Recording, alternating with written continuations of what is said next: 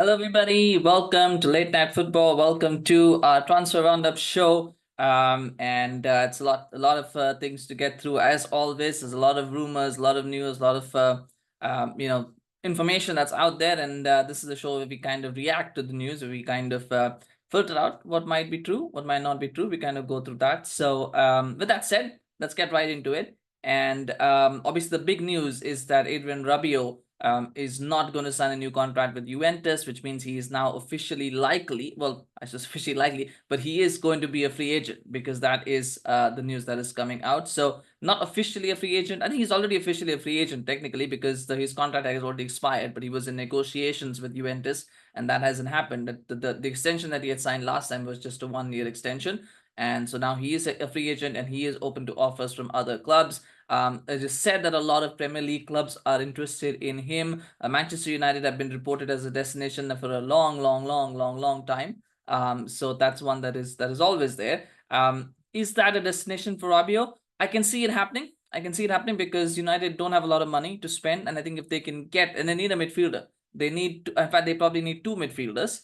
If you assume that Ugarte might be one of them, then the other ones probably, they want someone who's cheap, and Rabiot fits the bill because he'll be someone who's cheap, and he can play a position that they need cover in. So I can see why United are linked with him. I can see why United would be interested in him.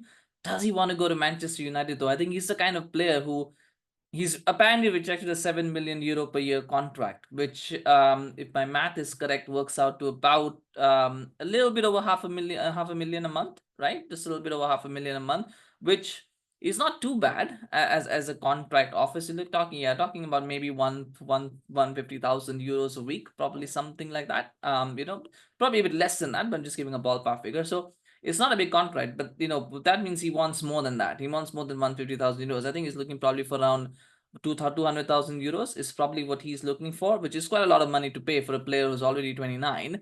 And then on top of that, he'll want a massive signing on fee because obviously he's a free agent, so he'll be like, I want a big signing on bonus. So the package that will have to be offered will be quite sizable. Do United want to do that deal is the question. It could be Alexis Sanchez all over again if they go down that route. He's had a couple of good seasons with Juventus. To be fair, he's had a couple of very good seasons actually. He's been one of their best players at a time when Juventus have been really struggling. So from that perspective, there is that. But was he playing for a new contract? Was he playing just to get visibility, and will he still be sufficiently motivated to continue playing at that high level that he has shown for the last 2 seasons? There's a lot of question marks. It's a deal that comes with a lot of question marks. And so far, what we've seen Ineos do is they don't do deals with question marks. So I'm not sure if it will go through on the terms that Rabiot wants. I think if Rabiot says, I'm willing to come in for 150,000 euros, for example, a month, not a month, yeah, 150,000 euros a week. I want, a reasonable signing on fee. I don't know what a reasonable signing on fee would be, but, I don't have the ballpark. But if I come in on a reasonable signing on fee, I can see Manchester United doing the deal. But the economics of it right now, because Rabiot has so many suitors, apparently, that deal is going to be complicated for United to do. I think in terms of other suitors, I don't see Manchester City being interested in him. Liverpool, I don't think they'll be interested in him either. Arsenal, maybe, because they might need some midfield cover, and they might look at that as a deal that can be done. So they might look at that. Villa definitely will be looking at that. They do need cover in midfield, and again, free transfer option is there. Chelsea, they seem to be interested in everyone, so they might be interested in him as well, for all we know. But again, I'm not sure they would do that, but I can see them being interested, because they're interested in everyone. And then you've got Spurs, maybe, yeah, Spurs would be interested as well. So there's a few clubs that would be interested. I think across Europe, I'm not sure what other clubs would be looking at him. PSG, probably not. Maybe Dortmund do sometimes do those kind of deals. Sometimes they might look at it. I mean, they might, but I'm not sure. And then if you look at Serie A, I don't know if he'll want to stay in Italy. I don't think anybody will pay him the wages that whether he's already rejected from Juventus. I don't think anybody's going to beat that. Inter might, but I don't think they will. So I don't know. I can't see him going there. So at the moment, from all the options, I think United seems like the best bet for him in terms of where he could play. But hopefully, he's not overpaid, and hopefully he's reasonable about his expectations, and hopefully United only do a deal that is reasonably priced and don't really go overboard with it. So that's something to watch out for. But There is a lot of interest in Rabiot. He is a good midfielder. I'm not denying the fact that he's not world class, but he is a good midfielder. He's a good option. On a free transfer, he becomes a very good option because it's a cheap deal, and it's relatively easier to do because you're not negotiating with the club. Where it gets tricky is that Rabiot has an agent, his mother, who's very, very, demanding, who's very, very, shrewd when it comes to dealings. Obviously, you've got the issue with the player himself, wants to make a lot of money, which is nothing wrong with that. But then, you have to look at the economic side of it as well, as to whether he's going to be worth the money, particularly because he's already 29. The age is a factor as well. So it is a complicated deal in terms of what goes around. But because it's a free transfer, it becomes an appetizing deal for a lot of clubs to consider for a player of that quality. So let's see what happens on that. For me, I just have a feeling that when it comes to Manchester United, I'm just trying to think whether that deal will happen or not. I'm trying to think where else he could go aside from Manchester United. I'm just wondering. I think United will offer him the best package. I think they will offer him whether it's the package that he wants is another question. But I think they will offer him the best package because of all the clubs that I see being interested. United are by far the richest. And the ones that have the most, financial pull. Chelsea, you could argue, but do Chelsea want to do that deal is another question. I could see him going to Chelsea. Then, that's one. So I think it would be between, I can see him going to Chelsea, but I feel United will offer him the best financial package. The question is, will he go to United or will will that package be to his liking? I think will be the question. And then, if he doesn't, but then where does he go, right? If he doesn't get that package, if you get, does he go, what does he do? I think is there. So if United offer him the best financial package, then you assume that's where he will end up, right? But football is strange. Sometimes, there's other things, there's other considerations as well. Maybe he might think that, I can go to United, maybe I can go somewhere else and then get a bigger move, in a year's time, because that's what he seems to be doing. He doesn't sign very long contracts with clubs, so he might be thinking that way as well. So lots of things to consider there, but it is one story that I think will run for a while and will be interesting to follow. But that's one there. I think we'll try to do less United stuff today. Well, we'll leave that to the end rather, because United are really, really active in the transfer window, and it seems like there's so many players linked with them. But I also kind of want to talk about some of the other things that are happening around. And as I said, I think next week we'll start to see more and more and more developments with the other big clubs, because I think right now, with the Euros just finishing, a lot of the big clubs, the players that they're targeting, I think they will become more and more available once they start coming back from holidays next week. So I think that's when we'll see more activity. For now, I think you're seeing the likes of United, the likes of Aston Villa, the opportunistic clubs that are trying to get, quick deals done before other clubs start getting more active. They're trying to get, and they're also going for players that are probably not at that same level that, the Cities and the Bayerns of the world that they shop at. So for that reason, I think we are seeing these kind of deals more. But I think from next week, we'll start to see more and more news coming out about the PSGs, the Bayerns, the Manchester Cities, the Real Madrids, maybe even. We'll hear more news about that. Speaking of Bayern, and I don't know how true the good this source is, but what has come out is that Bayern Munich are, of course, interested in Xavi Simons. They've got three targets. They've got Xavi Simons, they've got Dani Olmo, and they've got Desiree Doué. The top two are Desiree Doué and Xavi Simons. Those are the two that they want. And then if they don't get one of them, then Dani Olmo becomes a backup option. That's how they're looking at it. And so for Xavi Simons, what they've said is they're offering a 1-year loan option and then an obligation to buy for 90 million euros next season. That is what apparently they've offered to PSG for Xavi Simons. Right off the bat, I would say if that is the deal that is being offered, PSG should snap it up. There's just a no-brainer. Just take it. Simon, from whatever I've seen with Xavi Simons, he's a wonderful player, but he's not a 90 million euros worth of player. And I don't think he's going to become that player. I don't think he will. Maybe he'll prove me wrong, and I could very well turn out to be wrong. But he seems at this moment in time, and I think, people don't develop that much in a year where they go. It happens sometimes, and if that happens, then they very quickly revert to the mean anyway, as it happened with someone like Kvaratskhelia, where he had a monster season for Napoli. Was really good. People saying £100 million player. Is anybody going to pay £100 million for Kvarat? Last summer, there might have been clubs that have thought, right, Kvaratskhelia, £100 million, absolutely reasonable value. Who's going to pay £100 million this season for Kvaratskhelia? Nobody, right? Same with this Victor Osimhen. So sometimes that happens, right? So do I see Xavi Simons being a 90 million euros player next season? No. And even if he does somehow become that, the following season he will have a drop off. That's what will happen. So if that is being offered, I think PSG should snap it up. They were like, yeah, let's do the deal. Where do we sign? Where do we sign? That's what they should be saying. Where do we sign?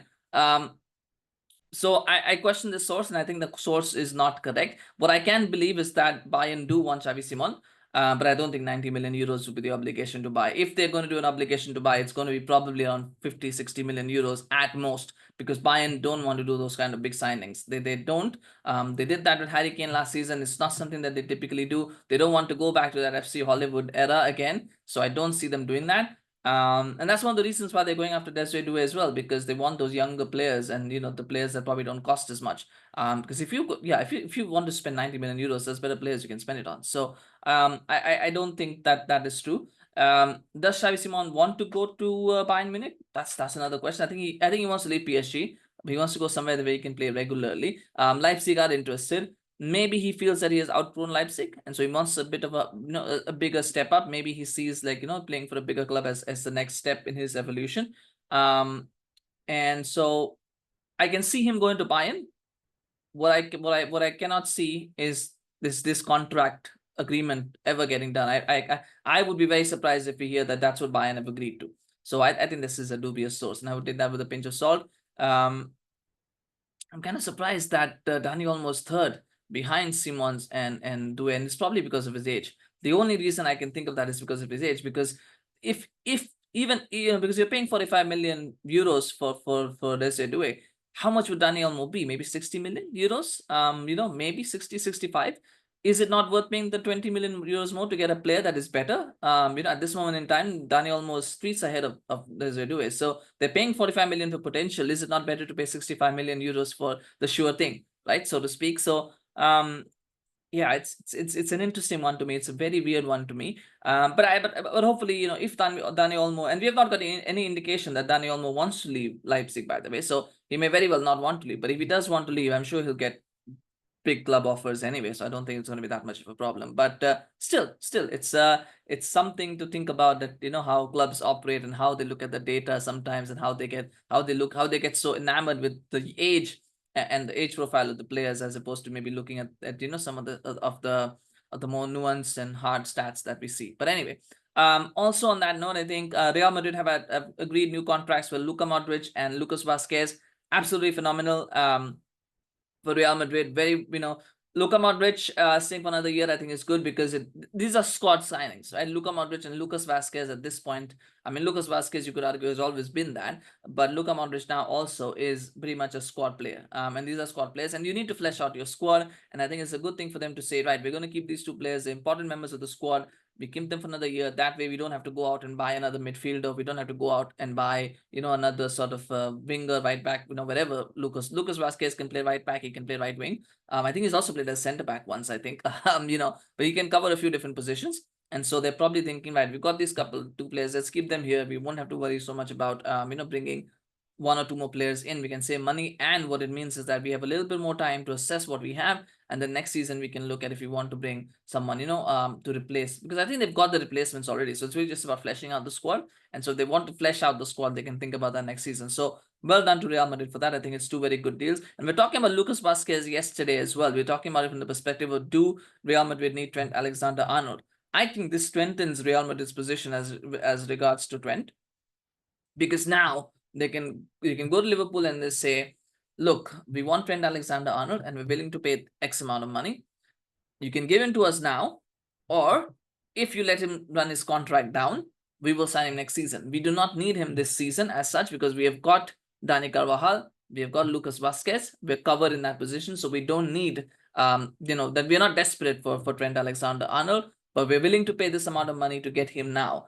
If you don't accept it, the player wants to come to us, we'll just wait until next season. Because for Trent Alexander-Arnold, I can't see him playing in England for any other club, which does happen with English players. When they play for big clubs, you generally don't see them going to other big clubs. It's very rare. It happens. It happened with Sterling. You could argue Cole Palmer as well, but he didn't play that much for Manchester City. But once they acquire a certain status, with one big club in England, it's very rare to see them, go to another club. Mason Mount, I think, was an outlier, in that. So I'm sure there'll be others. People will point that out to me. There are others, but it usually doesn't happen so much unless the player, of course, is sold and the club is trying to get rid of a player. Then that's a different matter. But usually that, they don't generally, like you don't see Manchester United players generally playing for Liverpool or Manchester City. You don't see Manchester City players playing for Liverpool or for, I mean, Manchester City, I think they generally don't mind their players going elsewhere, so they've had players everywhere. But generally you don't see, that kind of, like, you would be okay to see like a Real Madrid player would play for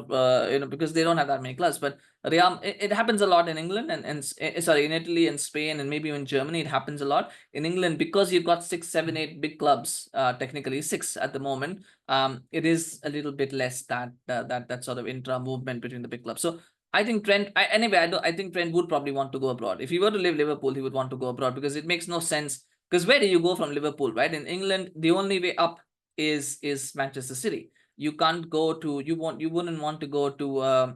He's not going to go to Manchester United anyway, and they're not. And at best, at this moment in time, it's a step down anyway, and at best, it would probably be a lateral move at any point in time. And any other club from Liverpool is a lateral move. It's not an upward curve. The only upward curve is probably Manchester City. He's not going to go to Manchester City, so the only option is abroad. And if Real Madrid are interested in you, why would you not want to go to Real Madrid, right? So I think that's where Real Madrid's hand will be strengthened by this particular Vazquez contract, is that they can say, look, now we've got that done. We don't need Trent, but if Liverpool are willing to do a deal for say 20 million euros or 25 million, euros, whatever the price tag that they decide is, I'm just giving ballpark figures here, then let's go and do it. But if they don't want to do it, we'll just wait a year and we'll sign him on a free transfer. So that's, I think, the way they're looking at it. And that really helps with that. So well done to Real Madrid for that. On that note, of course, the Riccardo Calafiori, we're talking quite a bit about Arsenal in reference, but we'll talk about Arsenal news as well. Riccardo Calafiori, so that deal has stalled. And we said it yesterday, there was an issue between Basel and Bologna with the 50% sell-on fee. Apparently, there's also issues with the transfer fee that Arsenal are willing to pay, because what Bologna want is not what Arsenal are willing to offer. And what Arsenal are trying to do is they're trying to put, add Kivior to that, to the transfer package. So basically, they want to do a player, the cash plus player exchange is what they're trying to do. And so basically, Bologna, and apparently Kivior is not that keen on going to Bologna. He wants to go to AC Milan if he's going to leave. So that deal has also kind of stalled. What the interesting part here, of course, is why are Arsenal trying to sell Kivior? And I asked this question to, and got a response, but I asked this question as well. Why are they trying to sell Kivior? If any Arsenal fans are watching this, please let me know in the comment section. Why do you think it's a good idea to sell Kivior? Because for me, I know he was quite good at left back. I think he was better than Zinchenko last season at left back. Maybe they feel that with Timber coming back from injury, they don't need Kivior anymore. Possible, but I still feel that he was pretty good there. And then he's also a good backup centre back, because you can't expect Saliba and Gabriel to play a big game. Now, sure, you're getting Calafiori in, and so you feel okay, we've got that. That's our third backup. But does it hurt to have 4 defenders? I mean, United have shown you need lots of defenders, so it never hurts to have 4. I don't think they have. Do they have 4 centre backs? If they don't have Kivior, and let's say with Kivior at the moment, I mean, I know that Tomiyasu plays there sometimes. I don't think he's really an option at centre back. I'm not very familiar with Arsenal's first team at the moment. I'm sure I'll get familiar with it once once the season starts. But I feel like Kivior is probably number 3 in the centre backs list at best. Certainly 4. Do you really want to not keep him for that reason? So it's interesting. It's a little bit surprising to me that they're open to selling Kivior, and maybe Kivior wants to go himself. I mean, that could happen, and that's fair if that's the thing. But it just feels like Arsenal are pushing for him to go to Bologna, which means that maybe they don't want, maybe he doesn't want to leave, but maybe they just see him as surplus requirements, which is surprising to me that they feel that. But that being said, it's a deal that is stalled enough for Calafiori. I still think it will end up happening. I mean, there's a lot of posts online about how Calafiori is an Arsenal fan and all of that, but at the end of the day, you have to agree a fee. You can't rely on emotions to do transfers. You have to agree a fee with Bologna. That needs to happen. And Arsenal not being able to do that. A big issue, of course, is the fact that there's that sell-on clause for Basel, and that is a big problem. Because what happens, remember, with sell-on clauses, here's the thing. Bologna will pay half of the fee to Basel, right? And if it's a player plus exchange deal, Arsenal can say, well, we paid 60 million pounds for Calafiori, but 20 million pounds of that was because of Kivior. What it would mean is what the question and what happens is, if the package deal is 60 million pounds, does that mean that Bologna have to pay 30 million pounds to Basel, because the overall value of the deal is 60, right? And then you pay 20 for Kivior, and then that means that the total profit that Bologna have is 40, and 30 of that is going to Basel. So they actually only get 10 million pounds, which is an absolutely ridiculous thing, right? Or do they go, no, it's 40 million pounds that you're paying, we're giving you Kivior like as along with that, and then you only pay 20 million pounds and you get 20. So it's that kind of thing. And I'm just putting a ballpark figure of 60. I don't know what the actual figure is going to be for Calafiori, but I'm just thinking out loud as to is that, and that's a big reason then why the deal is stalled. Because if Bologna is saying no, we're not interested in getting Kivior right now, give us 60 million pounds and then we'll negotiate separately for Kivior, because we don't agree with you, we may not agree with your valuation of Kivior, so we're going to do that separately. Maybe that's part of the reason as well, that they're going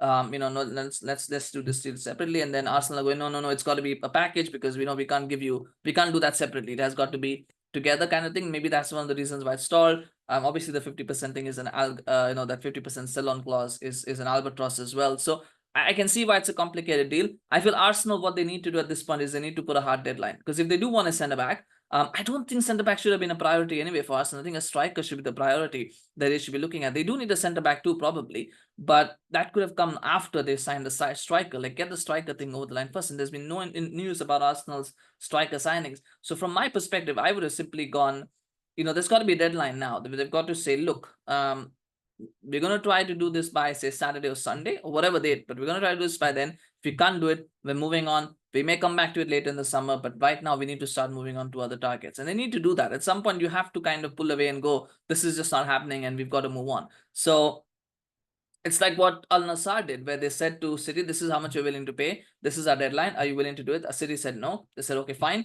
We're going to go and sign Bento, and then we'll see what happens. So that's the way sometimes clubs have to operate that way. And I hope Arsenal kind of have a deadline, at least internally, even if it's not been communicated externally. At least internally, I hope they have a deadline where they say, this is it. After this, we're done. We're not negotiating anymore. We're moving on to other targets. I hope that happens. And that's the right way to approach it. That would be the right way to approach it. But let me know in the comments, what do you think about this whole transfer mess thing with Calafiori? Because it is an intriguing one to me, because I thought this deal would have been done very, very quickly. Arsenal were interested very early on. They started negotiating very early on, and you thought that this would be done very, very quickly, and then suddenly it's just fallen apart for whatever reason. Cole Palmer is also going to get a new contract from Chelsea, apparently. They want to keep him for 10 more years. That's what a tweet said. Bit ambitious, but nonetheless, they said that. And apparently, they're going to give him a new contract with a very high increase in salary, because he's had such a great season. A good initiative from Chelsea. He's got a long contract anyway, so I don't think there was any danger of him leaving this season. But it's still good for them to kind of recognize the player's value and to say, right, we're going to give you a salary increase. We want to keep you here for a long time. It builds that trust, and it builds that rapport with the player, and the player feels good as well, that, oh yeah, my efforts are being recognized and rewarded. So it's good from all sides, and I hope Cole Palmer, from Chelsea's point of view, I'm sure they'll want him to stay for a long, long time. And he's a class talent. I won't say he's world class, but he's a class talent. Hopefully this season will be even better for him, and that he will be even, he'll go strength to strength to strength. I think Chelsea could, if things align for them, they could be on to good things this season. I think this season could be a good one for Chelsea if things align. Of course, there's a lot of question marks there, but definitely in the right track. And I hope Cole Palmer gets his new contract, and I hope that happens very quickly as well. So well done to Chelsea for initiating that and making that happen. And also, let's talk about Manchester United now, because we're getting to that period now where it's a lot of Manchester United news. So the issue with Matthias de Ligt remains about the transfer fee. Bayern won £42 million. Manchester United only want to pay £34 million. It's not a major £8 million.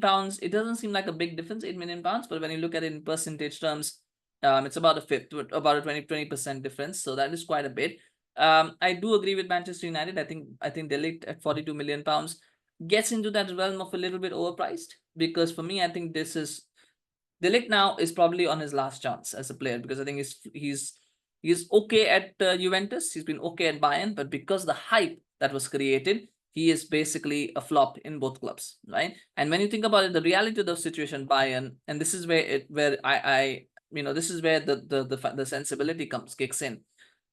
When everybody is fit, de Ligt is fourth choice at the moment at Bayern. He's fourth choice because he's behind Kim Min-jae, he's behind Upamecano, and he's behind Eric Dyer. Right now, maybe company will come in and say, no, Eric Dyer is not someone I fancy, and de Ligt, is number 3.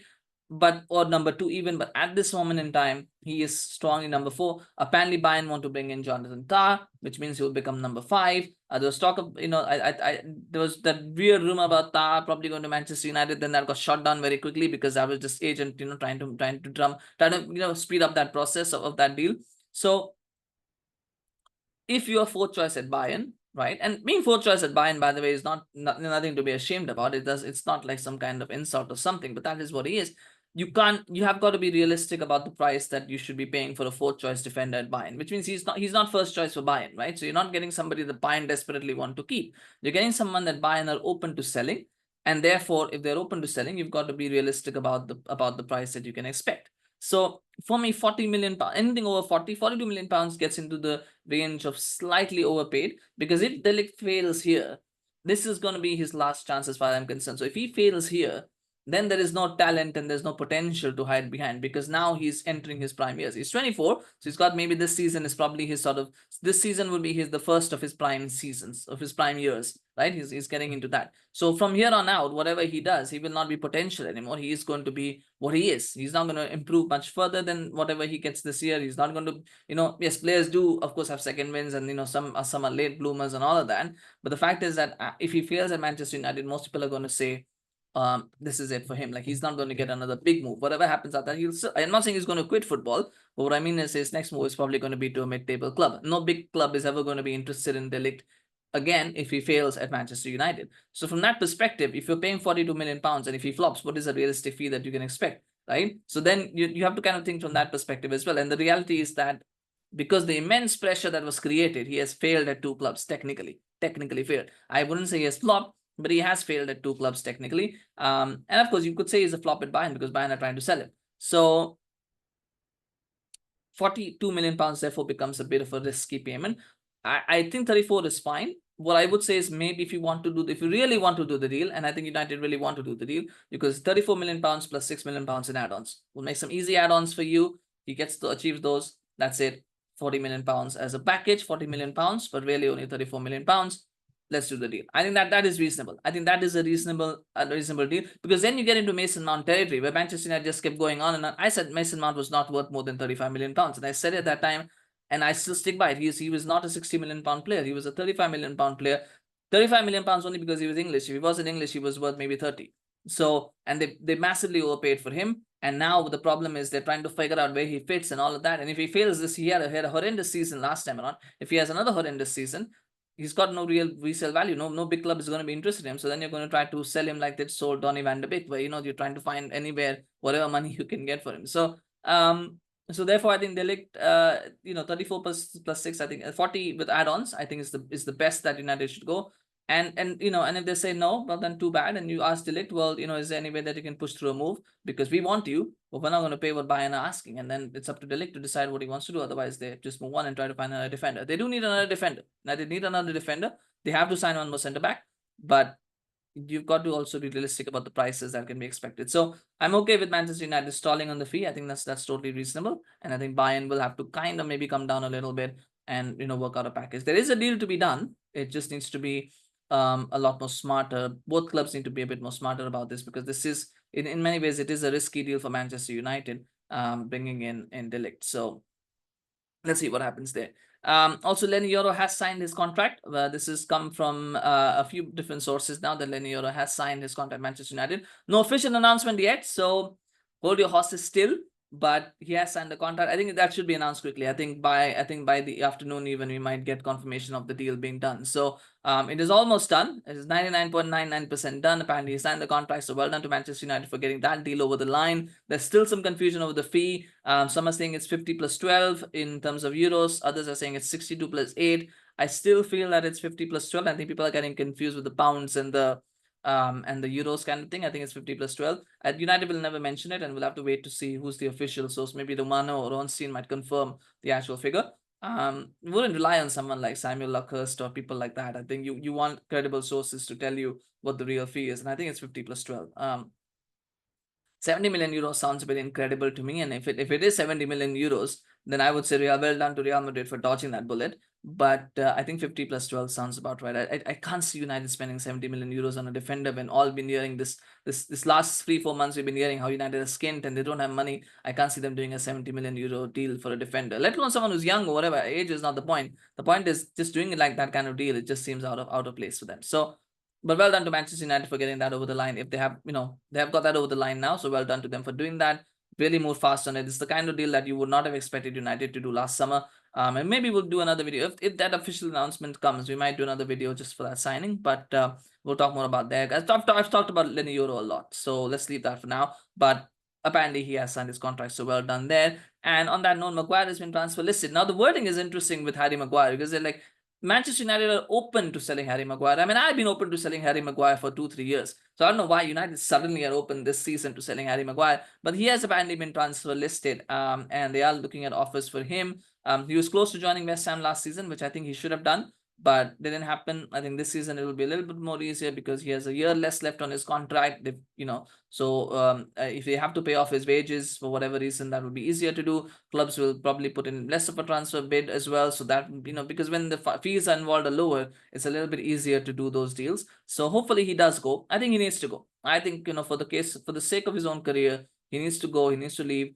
People said he had a decent season last time around. I think he was okay, but again, he was still a liability in that defense. He was an absolute liability. And the problem with Harry Maguire is that the same with Harry Kane. When you see them around, you just kind of have that bad feeling. With Harry Maguire, whenever I see him get on the pitch, I'm like, this is just a bad feeling. He just makes me nervous as a fan. I can only imagine what he does to the players around him, but he makes me nervous to watch him as a fan. Every time I see him come on, I'm like, God, this is gonna end. This could be a disaster, right? And you're just happy at the end of the game. You're just happy. Well, Maguire, if Maguire didn't do something wrong, you're just happy he didn't do something wrong. He was on the pitch, nothing wrong happened. Great. You don't expect much from him. So I think he needs to go. I think if he wants to play for England, if he still wants to make it to the World Cup, he needs to play regularly. He's not going to get that at Manchester United. Right now, he's third choice.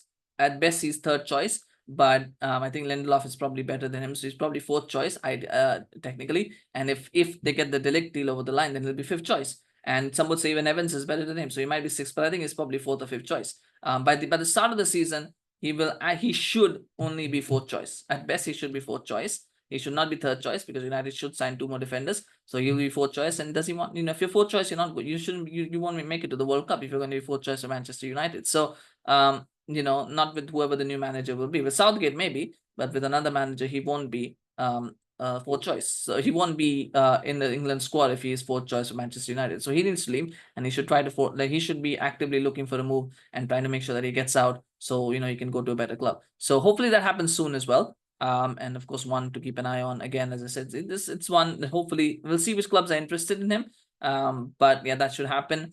Also, apparently United are still interested in Ugarte, of course. As I said, the Joao Neves deal. There was again talk that maybe United might hijack the Joao Neves deal. I think that was again agent talk. Because it's just an agent trying to tell PSG, do the deal faster, United will come. And I think now that they have set a precedent with the Leny Yoro deal, maybe people will think of United as the boogeyman as well that comes in and hijacks deals. So, but I don't think United are going for Joao Neves. I think they are looking at Ugarte because they can get him. He's cheaper. Obviously they could sign him on a loan with an obligation to buy. They probably would not have to pay, probably could pay around 35 million pounds. As I said, I think that should be enough to seal the deal. So there's not been a contact with PSG yet, but they are working on that. So now that they've got Leny Yoro done, I think they'll start thinking about midfielders. They'll look at Ugarte. So I think that is a deal that could be done. So we're now getting confirmation that this is happening behind the scenes. We knew that this was, something that United were looking at, but I think now we're starting to see reports that it's going to accelerate. So that probably will be the next one that will be on. And I think a lot will depend on that Joao Neves deal, because if PSG get that one quickly over the line, then I think United will also quickly go over the line, because then, PSG don't need him. And on midfielders, there's apparently not been much interest in Casemiro from not much interest in Casemiro from Saudi Arabia. So I lost my vocabulary there for a moment. But Casemiro was tipped to go to Saudi Arabia. That hasn't panned out. Apparently, Saudi Arabia not that interested. And to be honest, if they watched him play in that first game, they'll all be thinking, nah, this guy's done, right? He's done. Saudi Arabia wants to project the image of being a top league. And if you're a top league, you don't sign a player like that. You can't. He's just not, he looks out the pace. And I think part of the reason is probably the wages. I think more than a transfer fee. And people are thinking, somebody would pay 50 million pounds for Casemiro. I didn't think that they were going to have 50 million. I thought you could probably maybe get, even if you got 20 million pounds for him, that would be a reasonable fee for a player who's got, just 1 year technically left on his contract. But more importantly, they want to get rid of him. He's already, 33, 34. He's not a starter for Brazil anymore now. He doesn't play for, he's not retired, but it's unlikely that he will play that many games for Brazil going forward. So he's not necessarily now, he's a legend of the game, but he's not someone that is, that has that aura of being a top international player. So then, you start to think, well, how much do you want to pay as a transfer fee? How much is Casemiro's demand? Because again, people think Saudi Arabia and they think, cha-ching. That's not how that works, right? I mean, even Saudi Arabia are trying to be careful with how much they spend. So even Casemiro might have had unrealistic expectations of wages. He's on unrealistic wages at Manchester United, by the way. I think he makes what, 375,000 pounds a week. That's massive. And for somebody to come in and say, well, we're going to give you, you want at least that much. You may even want 405,000, 500,000, because you're playing in a country, Saudi Arabia, the big draw is wages, right? So you want to make as much money as you can. And so again, that might be the concern as well, that, well, is he asking for too much and all of that? So I'm not surprised that the interest is cooled. That doesn't mean a deal won't happen, but I can see why clubs are now a little bit hesitant to go for him, because they don't know what his level is at the moment. And that is bad news for Manchester United, because they would have been hoping to get rid of Casemiro and get that wages off the books, maybe get a little bit of transfer money as well that they could use towards other signings. But they'll have to work hard on that. They will have to work hard on that. And we'll have to keep an eye on what happens there. But they need to get him out. He needs to leave because he's off the pace. He's off it. He shouldn't be playing too much this season. If you're going to have to rely on him, United could be in trouble. So hopefully that deal gets someone comes in and offers United a lifeline and says, we want Casemiro, please give him to us. And we say, please, here you go, take him. Hopefully that happens soon. And finally, we'll end this one. I think we covered quite a bit of ground. So the final thing that I will say is that Maximilian, the son of Zlatan Ibrahimovic, he has signed a pro contract with AC Milan. He's 16 years old, of course, and he's just signed his first contract. It's a big deal. He'll be playing for the Milan youth team for now, but one to watch out for in the future. Maybe I'm not sure how he is. Or I've never watched him play, of course, and I think a lot of the hype is just because he is Zlatan's son, Ibrahimovic Jr. But at the same time, I think maybe he can follow in the footsteps of his father and become, a legend himself. So we'll see. We'll see what happens there. But good congratulations to him for getting that contract, and let's hope he does well. Wish him all the best in his career, of course. So that's it. I'm sure there's a few other bits and pieces that I missed, and there might be more by the time this video goes up. So we'll see what happens there. But yeah, I mean, it's been fun. It's been fun. And sometimes it's fun. Transfer. As I've said, I'm not always keen on transfers.